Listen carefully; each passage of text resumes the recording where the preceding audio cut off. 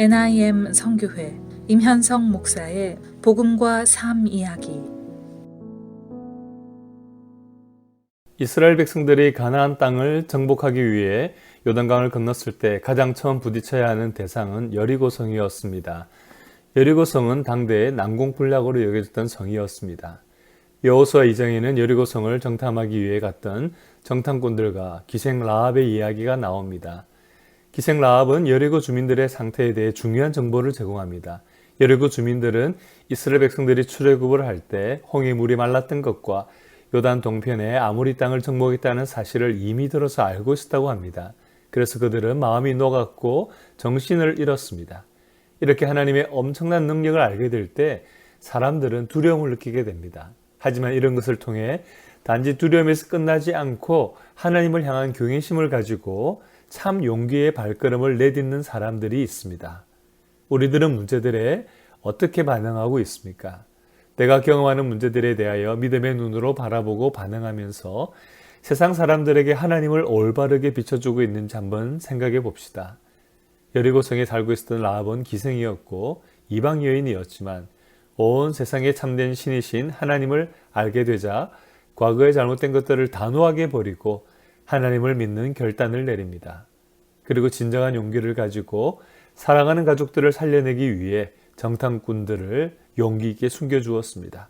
이 믿음의 행동으로 라합은 위기가 반전되어 구원을 얻게 되었고 예수님의 족보에까지 이름이 기록되는 놀라운 복을 받게 됩니다. 나와 우리 교회가 하나님을 경외하는 지혜의 근본을 갖추고 여호와의 영광을 온 열방 가운데 비추는 거울이 될 수 있기를 기도합시다. 우리가 겪는 위기 앞에서 하나님의 뜻을 구하고 라합처럼 담대한 믿음의 결단과 행동을 취하여 민족을 구하는 기도의 사람이 되고 믿음과 실천적 섬김의 사람이 되기를 바랍니다. 우리가 어떤 일을 만날 때 충동을 이기지 못하고 즉흥적으로 떠오르는 생각을 1차적 사고라고 합니다. 성숙하고 인내심이 있는 사람은 그런 충동을 생각하는 힘으로 잘 조절하면서 상황을 통제할 수 있습니다. 하지만 미성숙하거나 자기중심적인 사람은 분노를 폭발하는 괴물처럼 되어 문제를 일으키곤 합니다. 성경 속에서 이런 식으로 분노를 표출한 인물이 요나 선지자입니다. 그는 니느웨가 멸망하지 않는 그 상황 속에서 박능쿨이 시드른 것 때문에 내가 성내어 죽기까지 할지라도 옳으니이다 라면서 하나님께 대들기까지 했습니다. 그런데 그런 요나의 모습이 바로 우리 자신의 모습일 때가 있지 않습니까? 우리가 살고 있는 사회도 분노로 가득 차 있는 듯 합니다. 사랑해야 할 가족과 이웃과 도리어 다투고 해치는 일까지 생기고 있습니다.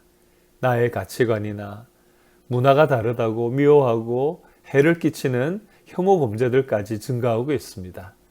이런 모든 것을 보면 너무나 어처구니 없고 안타깝습니다. 화를 내는 것은 특정한 상대에게 습관적으로 무의식 중에 툭 하고 나오는 경우가 많습니다. 자신이 최근 누구에게 화를 내었는지를 한번 생각해 봅시다. 그리고 누군가를 향해 화가 치밀어 오를 때 마음속에서 잠시 멈춤이라고 하는 퍼즈 버튼을 누르고 이렇게 한번 말해 보십시오. 그럴 만한 이유가 있겠지. 그럴 만한 이유가 있고 말고. 여러분, 자신의 감정을 표현하거나 행동하기 전에 잠깐 멈추고 이해하려는 생각을 해보시기 바랍니다. 이렇게 하면 상대가 아니라 오히려 나 자신을 살릴 수가 있습니다. 야고보서 1장 20절에 사람이 성내는 것이 하나님의 의를 이루지 못함이라고 말씀하십니다. 내 안에서 혈기를 내려놓고 하나님의 의를 이루기 위해 주님처럼 인내하고 용서하며 사랑해 보겠다는 결심을 해보면 좋겠습니다. 분노의 신발을 벗어버리고 사랑의 신발을 신고서 우리 주님 예수님을 따르는 삶을 걸어갑시다.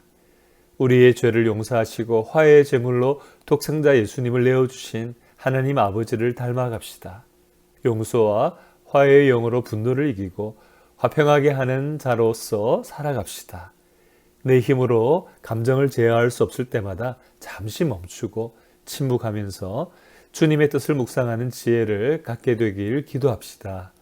하나님의 자녀된 성도로서 사랑과 섬김으로 주위에 하나님의 은혜를 전하는 삶을 살아가게 되시기를 주님의 이름으로 축복합니다. 지금까지 NIM 선교회 임현성 목사의 복음과 삶 이야기였습니다.